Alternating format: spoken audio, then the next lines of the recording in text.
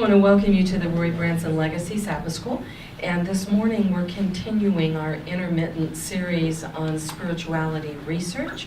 And we've been inviting people from Loma University who have been doing research in this topic to come.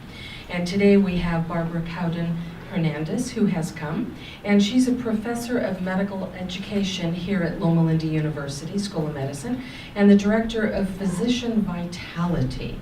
That sounds like a very interesting concept and very needed. And she has a Master of Science degree in Marriage and Family Therapy from Loma Linda and a PhD in Family Social Science from the University of Minnesota. And she's going to come and talk to us today. And I'm going to let you introduce your topic, and we'll go from there. Sure. Sure. Dear Heavenly Father, we thank you so much that Barbara can be with us today and talk to us about a happy home and a child's perspective. We ask that you will be with us and help us as we learn from her today. Amen.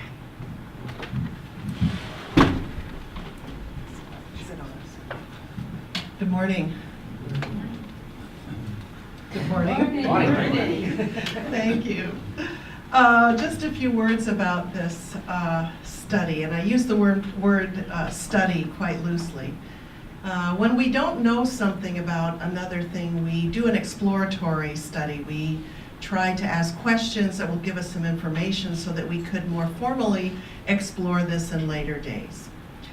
So, using very small sample sizes, interviewing people who are experts on the topic, we then develop some kind of language about the phenomenon under study, and then from there possibly we can create some quantitative studies to be able to know what to ask.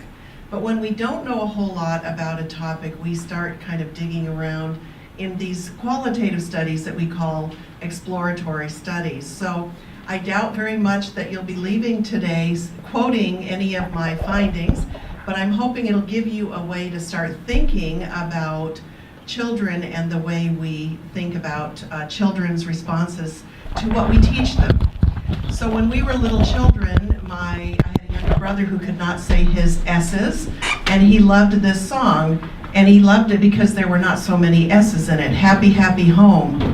And he went to his Sabbath school teacher and he said, "Look, I'm wearing my Happy Home Who's and my Happy Home Hawks," because he couldn't say his S's. So this song has a special place in our family. And so just to give you a little background of why I was even interested in this in the first place would be helpful, I think. This study was done quite a while ago when I was a new family therapy intern. And I was really interested to know why it was that, having grown up in a household of faith, having worked with Adventists and their adult children in the counseling center, why working with small children in Adventist homes, I was hearing horrific things in these homes. Abuse, violence, ugly, messy divorces, all of these social ills that we had thought that if you do the right thing and if you know the truth, that doesn't happen, but we know that's not true. And I was learning this as a new person in the mental health field.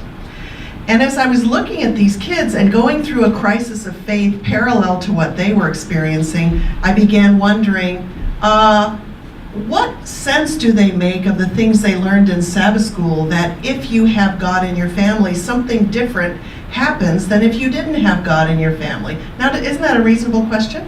So I was thinking about that, and then I was thinking about other questions. I wonder how children conceptualize what they're told about God in the family. I wonder how they know if God is doing something in their family or not. So let me show you some of the questions and curiosities that I had as I was thinking about this issue. Do children think Jesus or God plays a role in their family? What does this look like to them?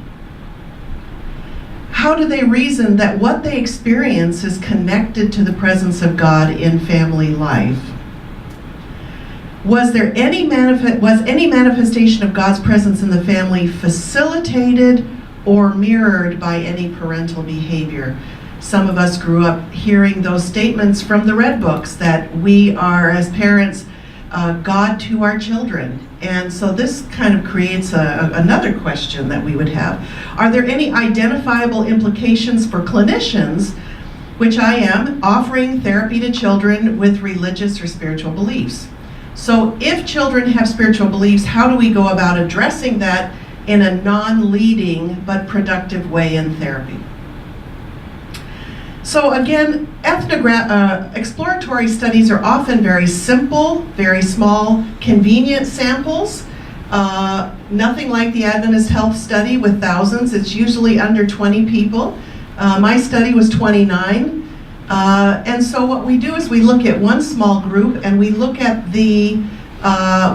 what we find common to that group, and then we start thinking how we can ask other questions to reproduce the study in other places. So these form the basis of quantitative studies on the topic.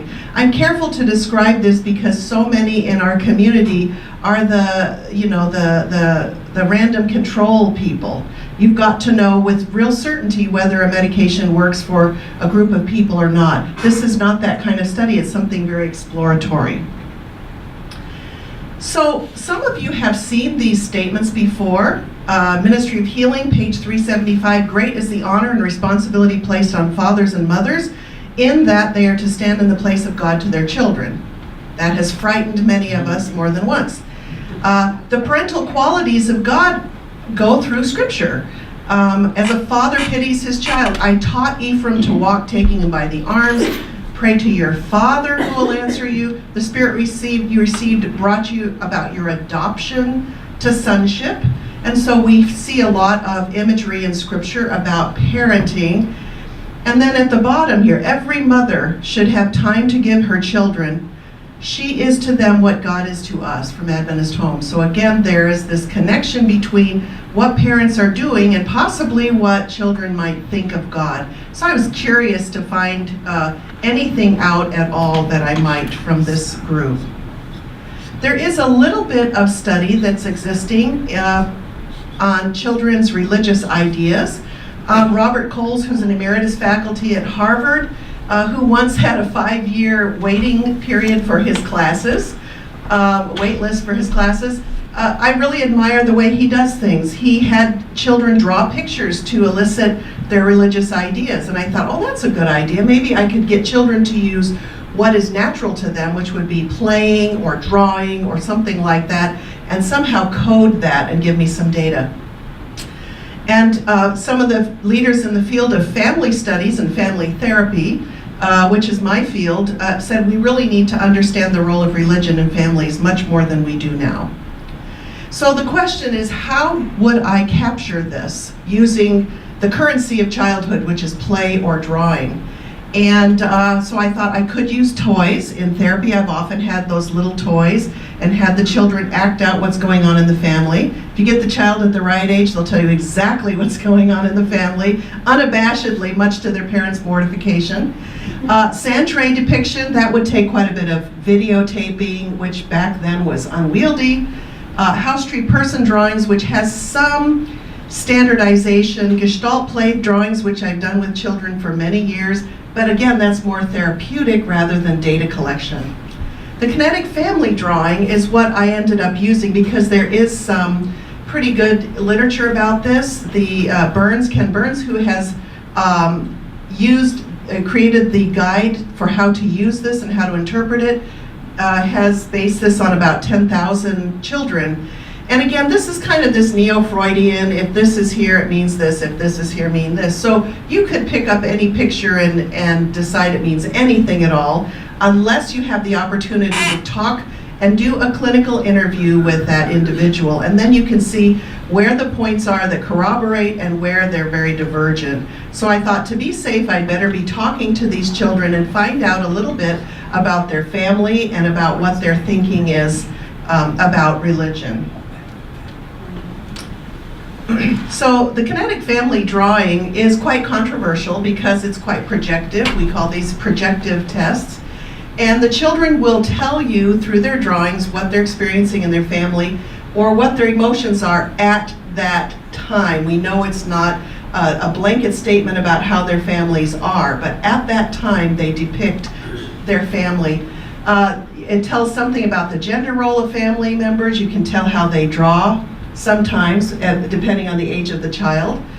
Because of subjectivity, you can only make very broad conclusions. So you cannot predict things necessarily on the basis of this. However, again, I remind you that the scoring for this has been drawn from about 10,000 such drawings. So there is a little bit of clarity, more certainly than something highly subjective about these things. So,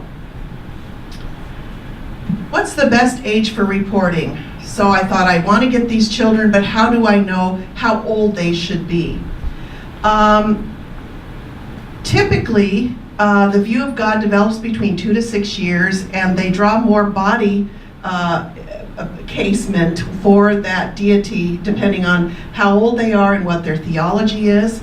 We know based on James Fowler's 7 Stages of Faith that there is a certain period of age when children will be more prone to describe their beliefs in very concrete ways, and to say, this is what we believe and this is how we operationalize it. And it's very subject to their cognitive development, but I thought this would be a good time to catch children. I know when I sit with a family and I have a 6 to 8 year old in the room and there's no fear of retribution, that child will tell me everything I need to know. Again, much to the family's chagrin. So this is the age I chose, ages 6 to 8, and I decided that I would interview children based on this. So the data collection procedures draw everyone in your family and God. So this was the first time anyone has used the kinetic family drawing, including God. So I just threw that in there and I thought, let's see what that does. So I piloted this on about 10 to 12 people to see what we'd get, and we saw very similar findings to just using the kinetic family drawing. Draw everyone in your family and God, everybody doing some activity. Do not draw stick people or cartoons. And then I observed, I recorded everything that they said and that they did as they were drawing these pictures. And then I had the semi-structured interview afterward. And I asked them a series of questions, followed up on the kinds of things they were talking about as they drew these pictures. Tell me about your family. What is everyone here in your picture doing? Does God do anything in your family? How do you know?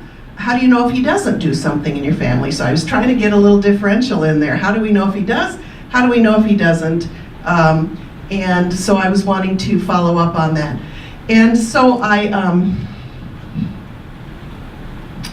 I brought in a colleague, Jamie Ayton at Wheaton College, a former student of mine who's a prolific author.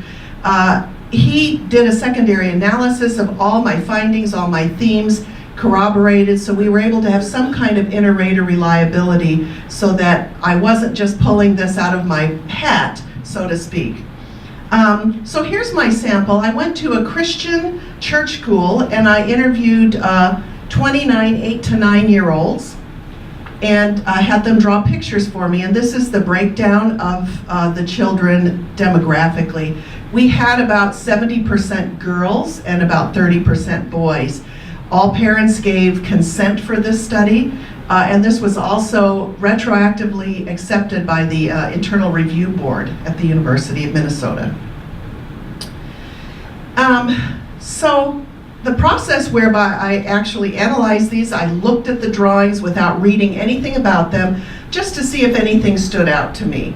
The interesting thing about the kinetic family drawing study or instrument is that most people on the street can look at a picture and see if there's something very disturbing about it or not. And so I would look at these pictures, I would just take a glance to see if there was anything that stood out. And then the next thing I would read the transcript, and what stands out about the transcript. Then I would put the two together and say, what am I seeing that crosses over into both of these? Is there anything that seems to be a theme with both of these? And then again went back through everything. I spent hours and hours immersed in these drawings to see what could I discover about how children thought about God and their families. So we'll start. I don't know if can you see this all right with our lighting? Yes. Okay, I know in the front you can. So I saw tons of pictures like this, and I thought, now how am I supposed to get anything out of this that is going to tell me anything? And if you use some of the techniques in the Burns interpretation manuals, some of the things that they look at are people touching one another? Are they equidistant? Are there lines drawn between people to partition them off from each other? I.e., are they inaccessible to each other? What kind of facial features do they have? Are they doing any kind of activity? Do they seem to be enjoying being together? So this family, I thought, is very interesting. One of the criticisms of the kinetic family drawing instrument is that children might draw what they wish was the case in their family. And that's exactly what this picture is.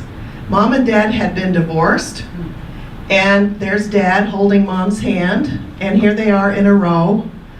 And I asked about that because I happen to know from my church that this family was in a divorce situation, and she said, this is me down here, me said, actually when we get to heaven we'll all be together, and so I pray about that. Interesting. We also see the clouds in the sky, which some people would say that really indicates that there's some real challenges here. But then we have the sunshine coming down too. Anytime you see sunshine with rays of light coming down, it's warmth and it's goodness in some way, shining on the family. So as I looked at some of these, again, the wheels had to start turning, and I thought, what do I make of something like this? We see in this picture, people are not as close together. In fact, this was a very interesting story. Here's me down here, the artist of this, and she's playing ball with her sister, so there's something happening between, there's some solidarity with the two of them here. We see God over here under the cloud with the sunshine and the clouds. Dad's over here with his hammer and screwdriver. This is the interesting feature in this picture. Mom is wearing a grass skirt, and you see that this little girl very carefully drew breasts on this mom. So she informed me, Mommy is breastfeeding our new baby. So this was new information for this child. The interesting thing is, she put Mom up in the corner, and they're really not engaging with Mom, and she said to me, I'm really sick of the baby, she cries all the time. Yeah. Okay, so we see some distance here. They're not really doing anything together except for these two younger ones down here. And this really is, everyone looks fairly happy. You see Mom is going, shh. You see the S-H-H-H coming out of her mouth, shh. So she's trying to get everyone to be quiet because the baby's crying. This same theme came out in this next picture. New baby. New baby is in the bassinet here. And I looked at this and I thought, oh, this is lovely. You know, they're approaching God, and this is great, and they're all together and they're facing God. This is the first picture like this. And I asked, tell me about this picture, and she says, well, this is the throne of God, and we've gone to heaven as a family. And of course inside I thought, that's wonderful, they're learning about going to heaven. And I said, and what are you doing? And she said, we're giving the baby back to God.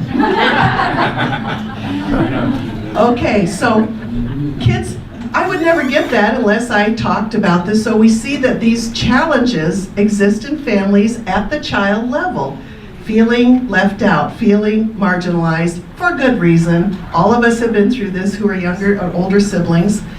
God is smiling. They all seem to be reverent and approaching God. And she is firmly ensconced between her two parents, which is the role she probably wanted to have in the first place.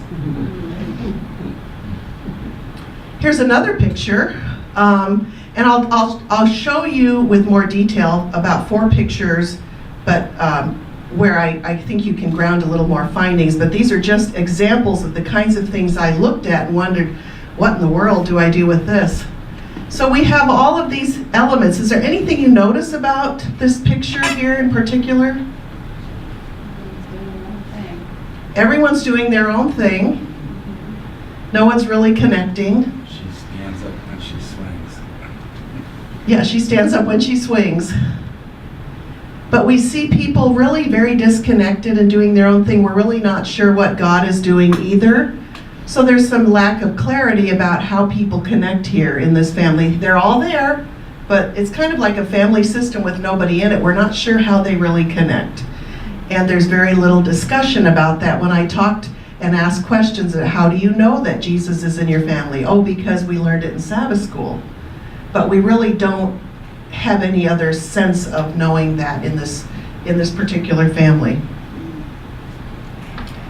Now this is a bit frightening to me. But first, this child, I said, draw, and they immediately drew their pets. So this child has a real affinity with their pets, and the pets are drawn over in this resource group where the bearded God is up on the top there.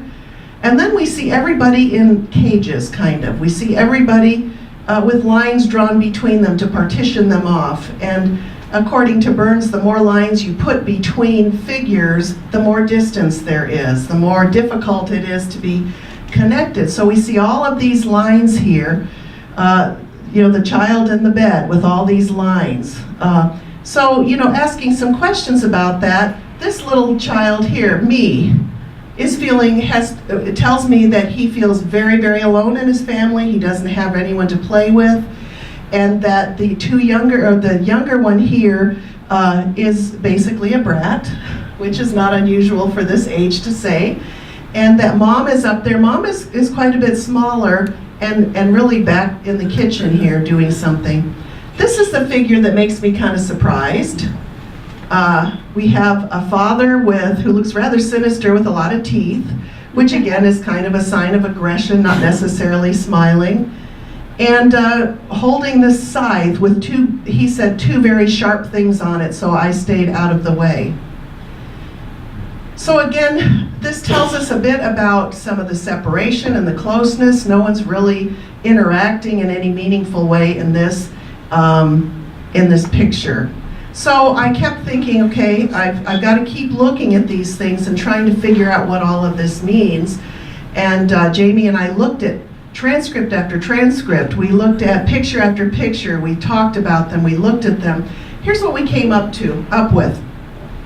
God was depicted by Jesus 48% by 48% of the children. So again, that reflects our Trinitarian beliefs that God, the Father, the Son, the Holy Ghost. Drawn with human bodily figures by most of the children. There was one child in the class in the sample who was not of the Christian faith, and he drew his more of an essence, kind of a flame going up. God and Jesus was interacting with the family actively in 31% of the drawings. 34% drew God without any visible function or connection to the family activities. Now I'm giving you some numbers here, but these are really meaningless because our sample size is 29. So I'm just trying to show you about how many kids did what. 38% drew God performing miraculous acts.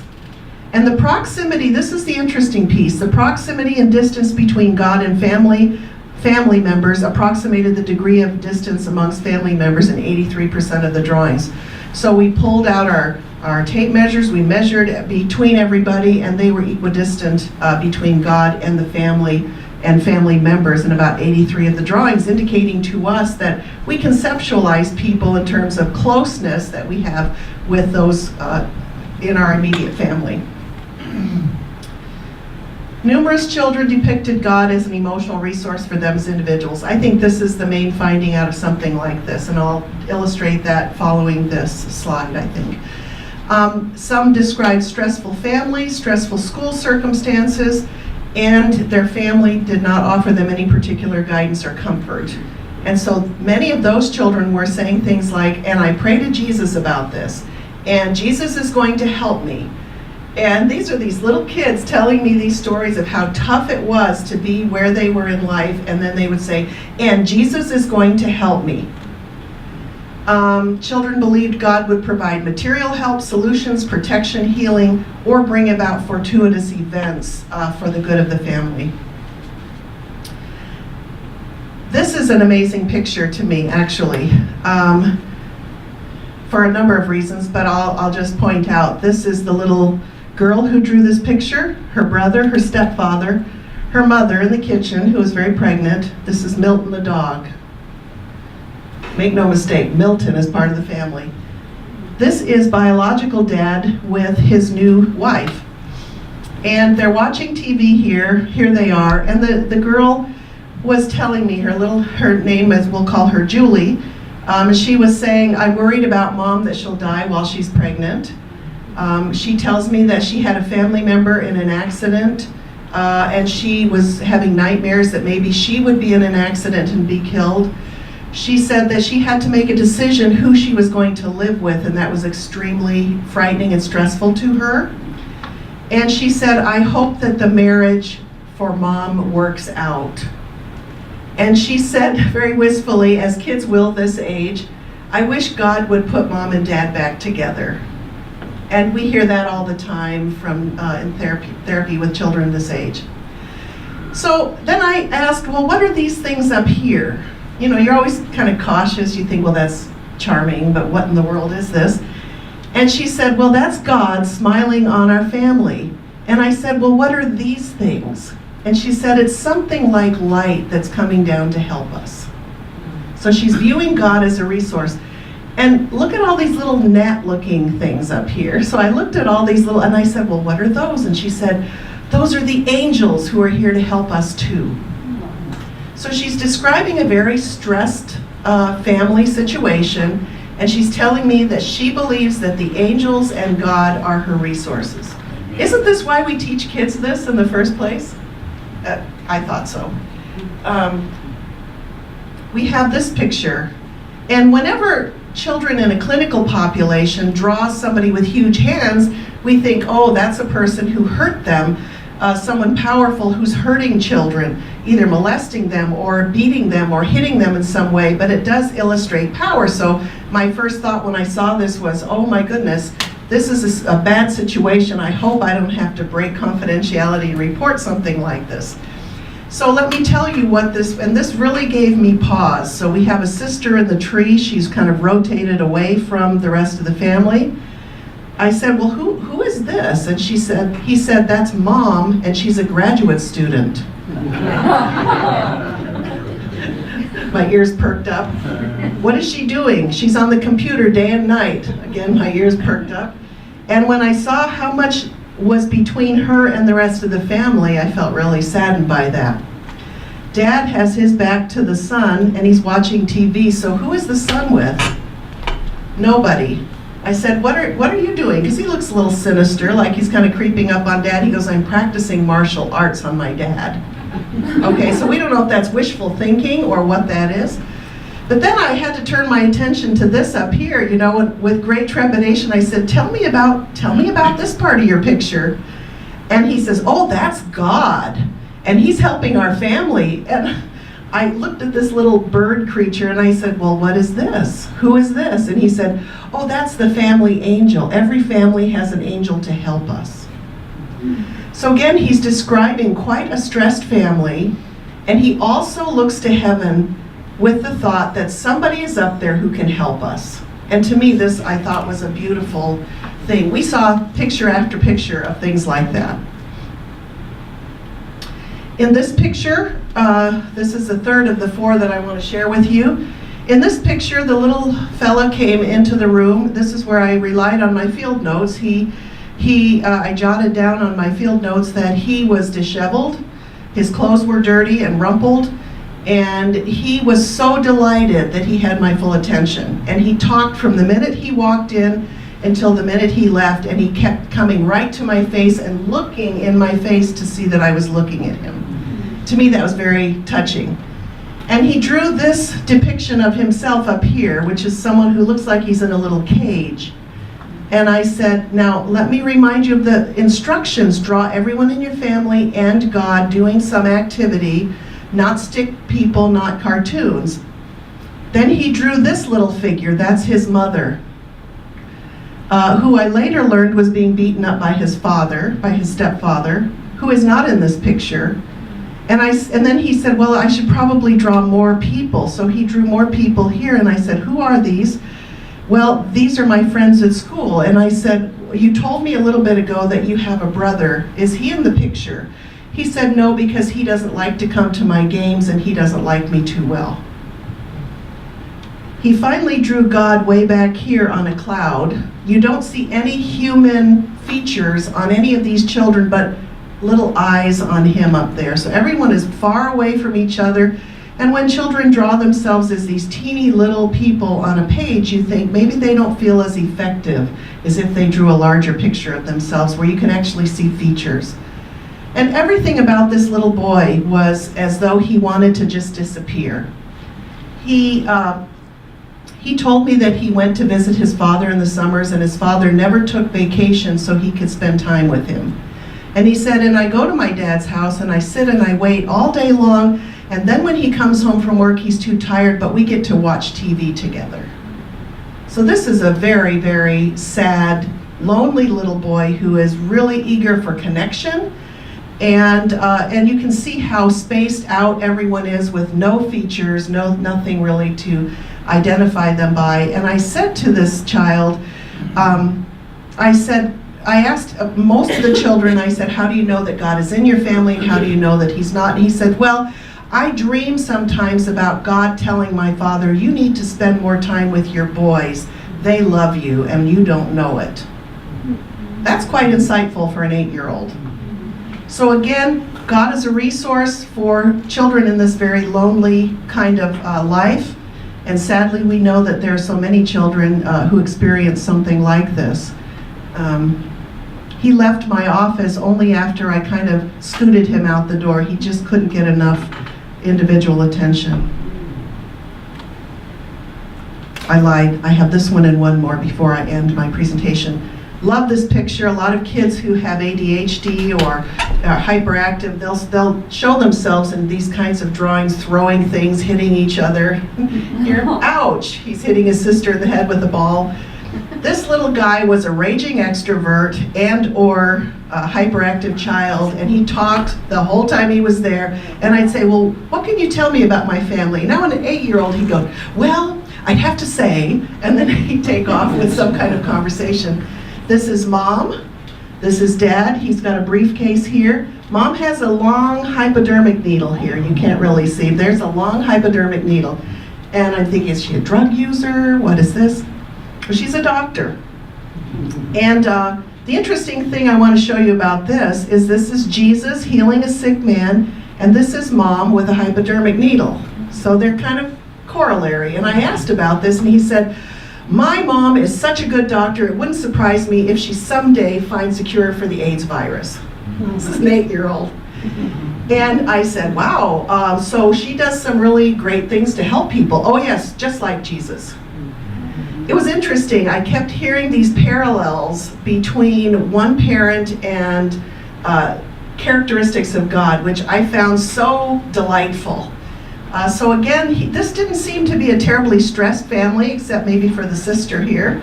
But this really seemed to be a pretty high-functioning family, and he was likening his mother's qualities to those of Jesus. This is by far my favorite picture in the whole study, and I'll explain what this is in a moment. Little girl, right here, she's on the phone. Her mother is cooking. I said, does Mom like to cook? Oh yes, she cooks a lot. Dad here with his glasses, he's got a book in his hand, and baby sister is skating. And there's Jesus. And what's this up here? What's that look like to you? Television. Oh. And what is he looking at? Someone cooking. He's watching Julia Child, she said. So this is interesting because there's a corollary here. There's the spoon in the bowl, and here's the spoon in the bowl. So as I got this child to talk about, I didn't know God liked to watch Julia Child. Well, he watches everyone, but he especially watches my mom because she talks to him all the time. And so she created these corollary behaviors between what they thought of God and what they thought about their parents. Are you starting to hear a little bit of a theme? That God is a resource for children, that we don't know a lot about it, but children will liken their parents or God to each other in certain times. Prayer made the children worry less. Prayer ensured that God stayed close to the family. Sometimes when he's not with our family, we don't get along very much. Sometimes we just get in arguments and then he's not there anymore or something. No, it's almost like he tries to stop us from fighting. And this is language from a very concrete-minded 8-year-old. Praying for family relationship quality, associated with good behavior, which we would also expect because they're so concrete in their thinking. There's a way I can feel that God was close to me. My brother was bugging me because my mom left me in charge to go to bed at 8:30, and my brother was saying, let's go to bed at 9, please. And I said, no. When we went to bed at 8:30, it seemed that God was talking to me because I felt like happy inside me. And it seemed like Jesus was saying, good boy, you did just what your mom said. Cute, isn't it? From the mind of a child. Children are very simple in their thinking. And what was it Jesus said about us? Unless you become as children. Some other uses of prayer. Well, I talk to God about taking care of my family and to help my family have peace to one another, and that my grandpa won't die, and that my aunt and uncle won't break up. He says it'll be all right, and that whatever happens, it will be okay. Again, God is a resource for stress. I pray a lot because of my fatness. It really helps. I get teased by my brothers all the time because I can't do math. It hurts my feelings, and being fat too. I know Jesus helps me. Amen. Sweet, really sweet. Again, we cannot construe a lot from findings like this. So I'm always hesitant to say anything or even present this as research. This is really an exploration. What did this group of people have to say? What can we take away from something like this that is seemingly so fanciful and varied? So here are some things. Some children perceive God as having the same relationship properties as their family members. We kind of know that. This might be a little bit more evidence for that point. Faith in Jesus appeared to buffer anxiety in this sample of children, in a large proportion of them actually. And the literature supports these things. Religious beliefs bring meaning, order, and dedication into children's lives. Faith has a neutralizing effect on environment and peer influences in children who are emotionally disadvantaged. Internalizations of a gracious and loving God positively correlate with healthy ego functions, and the relationship with parents form a template for interactions with God and others. So these are some things that literature has to say. These findings might go hand in hand with them, and again, I'm very tentative about that. So what can we actually do differently after we see pictures like this? We are not invisible or as audible as we thought we were. This is always a surprise when you hear your children parroting you, or when you see how they portray or discuss what you do that you thought was secret. Children can have a trust relationship in God.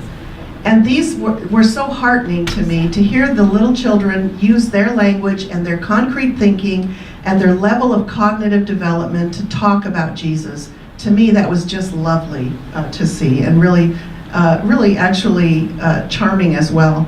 Children do take in what we or their teachers tell them about God, which is why we have to be so cautious in what we say and how we explain what's happening in the world.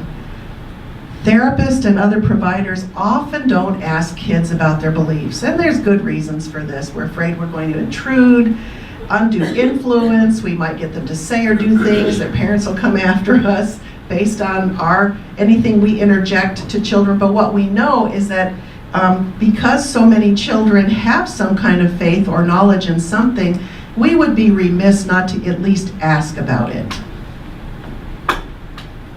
We also assume that since they're not as cognitively developed, that they can't possibly understand theology, and then we just think, well, this is not going to be an emotional resource for them, or how are we going to talk to a child about when bad things happen to good people from a spiritual perspective? So we say nothing, and those children don't get the benefit of being able to connect those things in their thinking. Membership in a faith group does not mean that one can assume what the child believes or understands about their faith is generalizable to everyone in that group. And of course, this was something that I noticed with some children who seem to have very intrinsic ways of thinking about God and what God did in their family, and others who would quote teachers but not really have internalized much of anything at all. This I thought was quite an interesting statement, just to close my comments.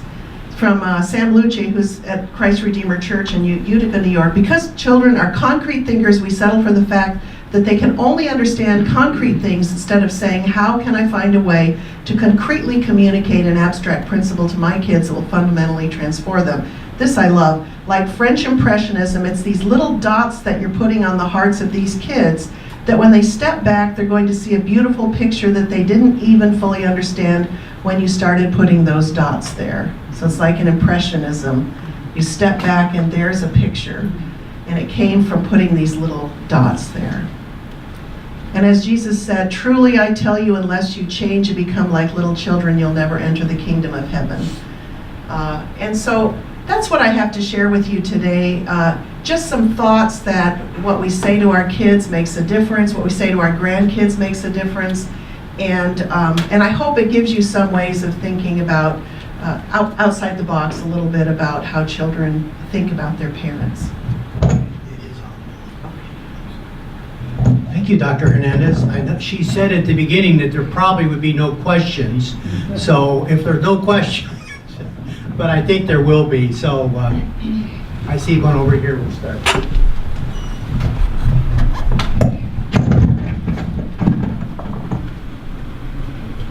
Thank you very much. I have an observation that relates to my own experience and my grandchildren's experience. You were very charmed when these children reflected a good Christian belief. Oh, how lovely. I'm not. That's not reality. Both my daughters married non-Christian. One married a Muslim, one married a Jew. All right. They don't talk much about God to their children, I don't think. I would be very interested to know how these children find relief in stresses, because they will find something. Sure. And if they come around and say, Jesus will help me, I would be suspect. Where did they get that idea? How did Jesus help anybody except the stories we hear? So your study is interesting for us to reinforce what we think children should believe, but why? Thank you. That's a really helpful question. Do you want to respond to that? Or you have an additional question? I have an additional but related question. Okay, let me get to you in just a moment. And I think that's a fantastic question. I'm one of 4 children who were raised in the church, and the last one who is any kind of Christian whatsoever. And so I've watched all my nieces and nephews decide how they're going to find resources. And some of them are very high-risk behaviors, and others of them have ideas about the universe, have developed ideas from societal input. And so that's just a very difficult thing to know.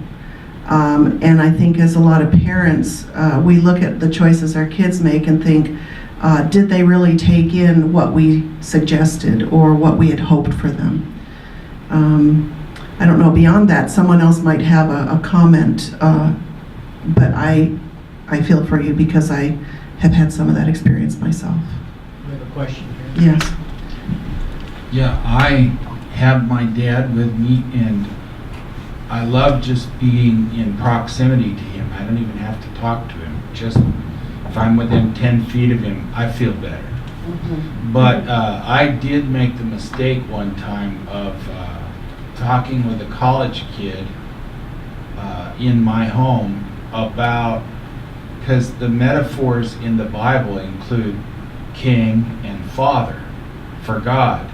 And it turned out this guy had a disastrous relationship with his father, and therefore the conversation totally derailed. And I saw no way to recoup. I couldn't spiritually make any progress. And I'm just wondering, what do you do spiritually with children or adults, because we're all children at a different age, but whose those metaphors are just forever ruined. I think that's a good point, and I want to be very clear, this study did not say that we can look at our parents and say wherever we go in our lives we can trace to them and it's up to them to put us on the right path. I think that there are some issues that happen that throw us off the rails, and other things are life choices that we make. So I'm very hesitant to suggest that. I think all we can do is the best that we can. Our kids have their own conscience with God. They can decide how they're going to live, and it's hopeful that they would take the virtue, if they saw virtue, if they saw any kind of giving back to society, any kind of servant leadership, anything like that, that if they reject the theology, that they would embody some of those other things. But I think there are people here who can speak to that better than I. Yes, please. I really enjoyed your presentation. Thank you. And I really appreciated that you spoke very clearly about the limitations of the study. That's very important. Have you ever thought about, or have you thought about doing a longitudinal study, repeating this with the same group of people over a period of time? Because we know experientially that early formative picture of God at 5 or 6 years, if this was a Seventh-day Adventist or any Christian population, doesn't stand up over time. So 80% of these kids will not see God as a resource by the time they're 20 or 25. That needs to be addressed with greater clarity. And so have you thought about doing a longitudinal study, and could that be done with the same group of students or children? I still have the consent forms. I could probably track down everyone. And I think that has crossed my mind, and a lot of the questions you've suggested, I've considered things like that. Because this wasn't something that I felt I had anything really definitive on, I opted not to pursue it further. But the thing that I did realize was that kids pay attention to what they're hearing around them. I'd be very interested in how life itself affects all of us, but also there are so many other issues that we can't assess in a study like this, such as the attachment styles that these children have picked up from their parents or from their caregivers, or what kinds of life events have changed them. We do know that in certain families, about 75% of families where there is a divorce and there are teenage children, that many of those children leave organized religion. So life events hit us all over the head, and it's not surprising. But to answer your question, I wasn't as keen on following up on that. It would be a great study if someone else wanted to do that. You're most welcome. Right here. I had a question.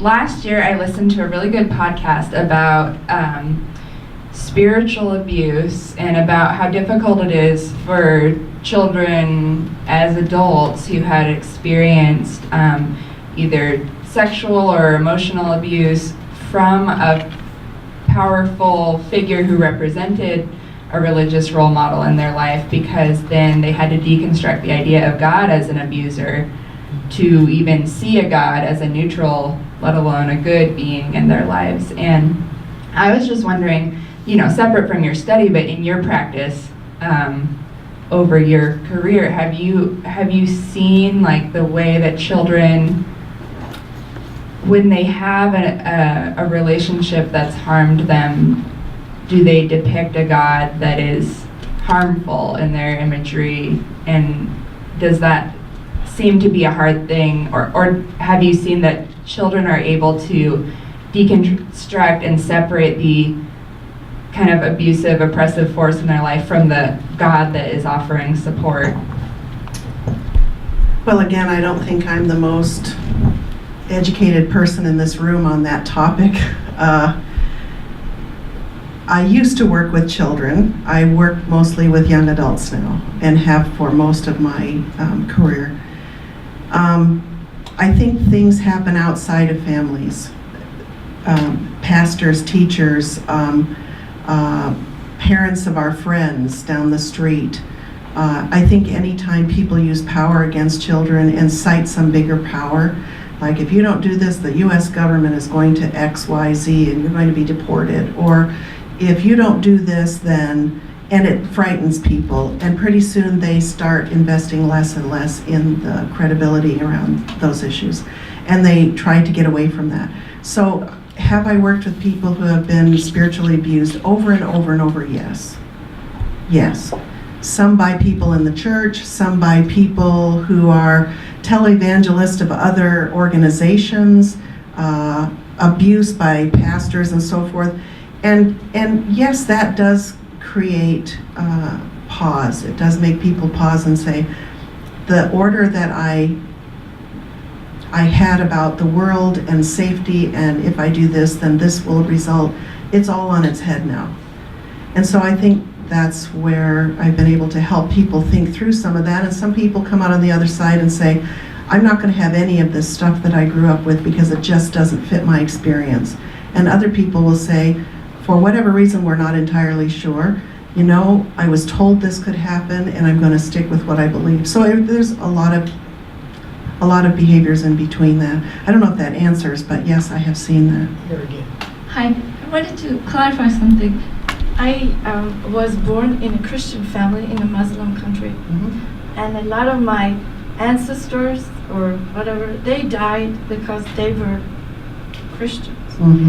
And among my extended family and what the sacrifices that they did, a lot of us are still Christians in various forms, but you know, the external persecutions didn't affect as much as the turmoil inside the home. Yes. So that's a very interesting thing that I see, that I think it's easier for my children to not pay attention because we were not persecuted. So, I mean, there's something to external persecution. Probably so. Yeah, thank you for that. Okay. Just an observation. So this was, I'm sorry if I missed it, when was this study done? This was done about 20 years ago. 20 years ago. Huh.